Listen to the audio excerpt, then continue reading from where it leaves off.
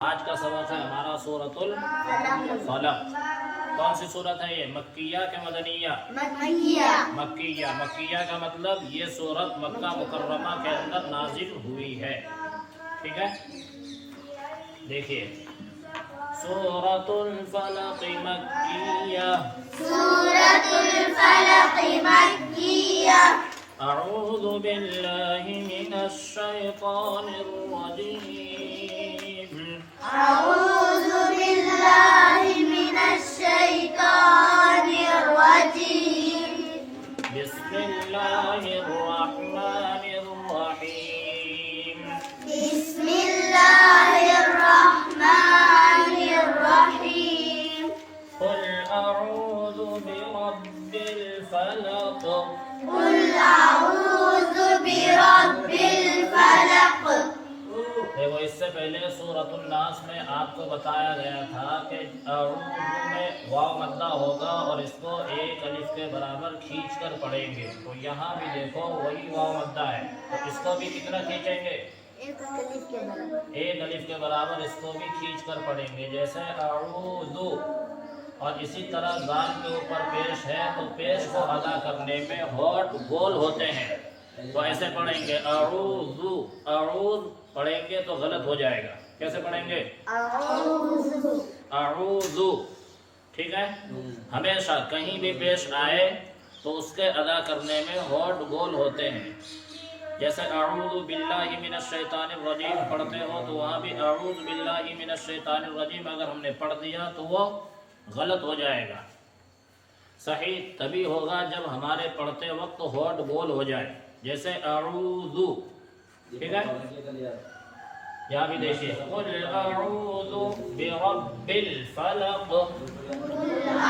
اعوذ برب الفلق۔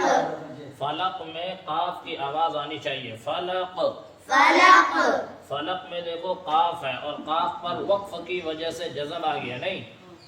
جب جزم آ جائے حروف قلقلہ میں سے کسی بھی حرف پر تو وہاں کیا ہوتا ہے؟ قلقلہ۔ اور قلقلہ کہتے ہیں کہ مخرج ٹکر کھا کر الگ ہو جاتے ہیں، جیسے فلق، تو اس طرح کی آواز پڑھتے ہوئے آنی چاہیے، جیسے قل اعوذ برب الفلق۔ قل اعوذ برب الفلق۔ من شر ما خلق۔ من شر ما خلق۔ من شر میں اخفا ہوگا، اس لیے ایک الف کے برابر ناک میں آواز چھپا کر پڑھیں گے، جیسے من شر۔ من شر۔ ٹھیک ہے، پڑھو من شر۔ من شر ما خلق۔ من شر ما خلق۔ من شر میں دیکھو را کے نیچے زیر ہے، اور جب را کے نیچے زیر آ جائے تو را کو کیا کرتے ہیں ہم لوگ؟ باریک۔ تو اس را کو کیسے پڑھیں گے؟ باریک، شاباش، جیسے من شر۔ من شر۔ ٹھیک ہے، من شر ما خلق۔ من شر ما خلق۔ ومن شر، تو اس میں کون سا قاعدہ ہوگا بتاؤ؟ اخفاء۔ اس میں بھی اخفا ہوگا، دیکھو یہاں بتایا گیا ہے نا، تو جو قاعدہ اس میں ہوگا وہی اس میں ہوگا، جہاں بھی نون ساکن کے بعد حروف اخفا کے 15 حرفوں میں سے کوئی بھی ایک حرف آ جائے تو وہاں اخفا ہوگا، یعنی تھوڑی دیر ناک میں آواز کو چھپا کر پڑھیں گے۔ ٹھیک ہے، تو یہاں بھی دیکھیے وَمِن شَرِّ، اور را کے نیچے زیر ہے تو را کو کیسے کریں گے؟ باریک۔ وَمِن شَرِّ غَاسِقٍ إِذَا وَقَبَ۔ ومن شر غاسق إذا وقب۔ غاسق اذا وقب میں بتاؤ کون سا قاعدہ ہوگا؟ यही तो इम्तिहान है ना कि जो नूरानी कायदे में कायदे आपने पढ़े हैं वो याद है या नहीं है। देखो नूरानी कायदे में पढ़ते वक्त आपने बताया लेकिन उसकी प्रैक्टिस नहीं की, मश्क नहीं किया, तो यहाँ समझ में नहीं आ रहा है। बहुत सिंपल कायदा है फिर भी बोलने में इतना टाइम लग रहा है। पता क्यों? मेहनत नहीं की। ये फौरन आपके ज़हन में आना चाहिए था कि यहाँ इज़हार होगा। देखो वमिन शर्रि गासिकिन इज़ा वक़ब, शर्रि गासिकिन इज़ा वक़ब। अब इसमें इज़हार क्यों होगा? बोलो। तन्वीन के बाद उसे हलक़ी के 6 हर्फों में से हमज़ा आया है। देखो तन्वीन है, तन्वीन के बाद हुरूफ़े हलक़ी के 6 हरफों में से हमज़ा आया है, इसलिए क्या होगा? इज़हार होगा।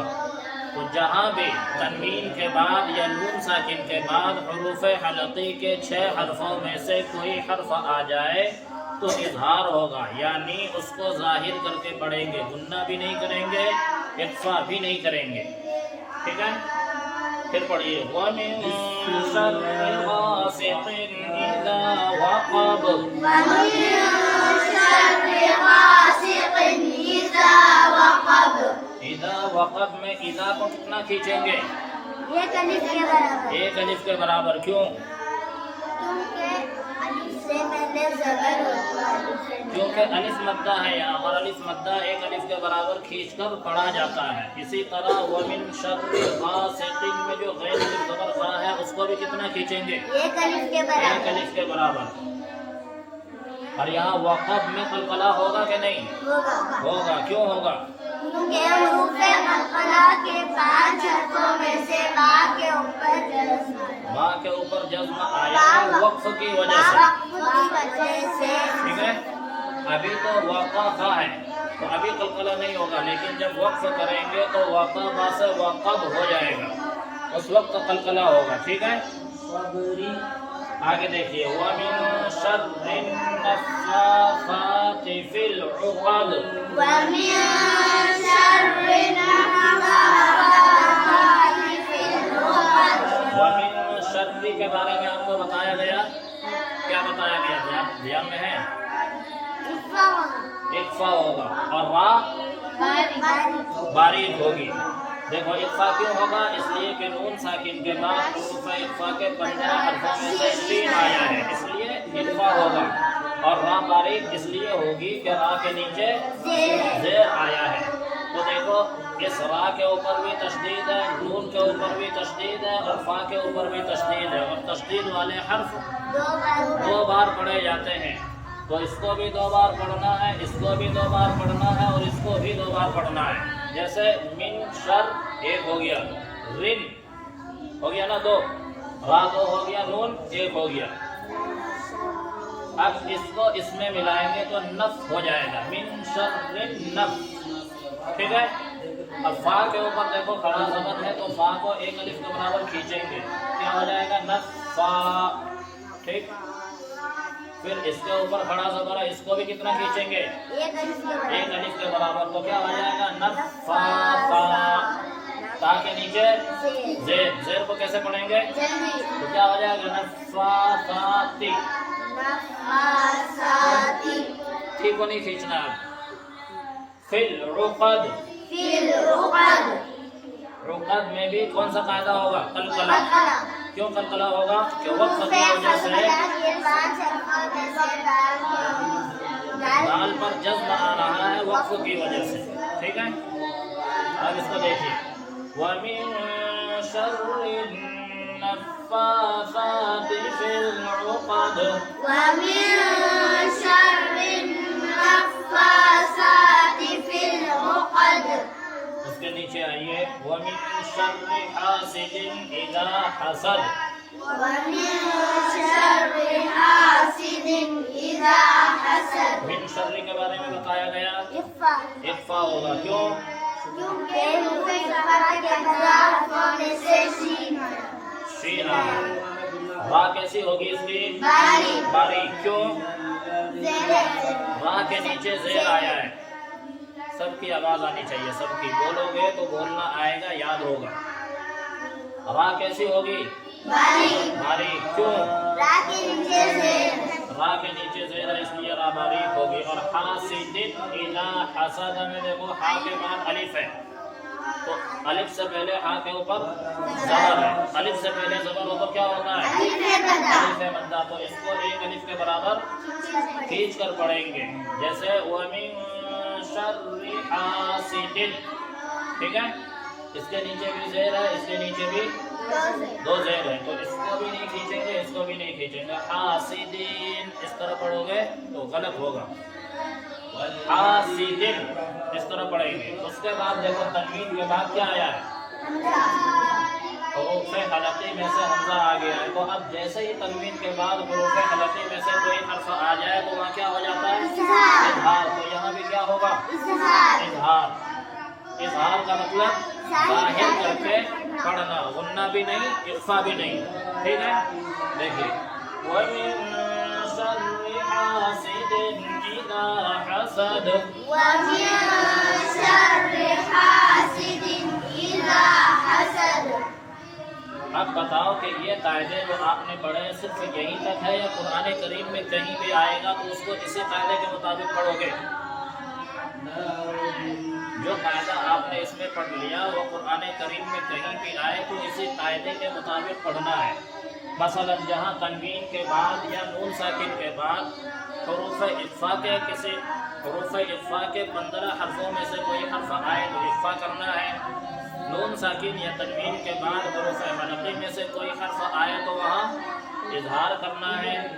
حروف قلقلہ میں سے کسی حرف کے اوپر جزم آ جائے تو وہاں قلقلہ کرنا ہے. اسی طرح تنوین یا نون ساکن کے بعد با آ جائے تو وہاں اقلاب کرنا ہے. ٹھیک ہے. تو یہ قاعدہ دھیان میں رکھو گے تو پڑھنے میں بھی مزہ آئے گا غلطی نہیں ہوگی. لیکن یہ قاعدہ یاد نہیں رکھو گے تو غلطی ہوگی پھر پٹائی ہوگی. آتا نہیں سمجھ میں؟ تو پٹائی سے بچنا ہے تو کیا کرنا ہے؟ یاد کرنا ہے. ٹھیک ہے. یہ صورت یاد ہو جائے گی نہیں؟ دیکھو ایک مرتبہ پھر پڑھو. قل اعوذ برب الفلق. قل أعوذ برب الفلق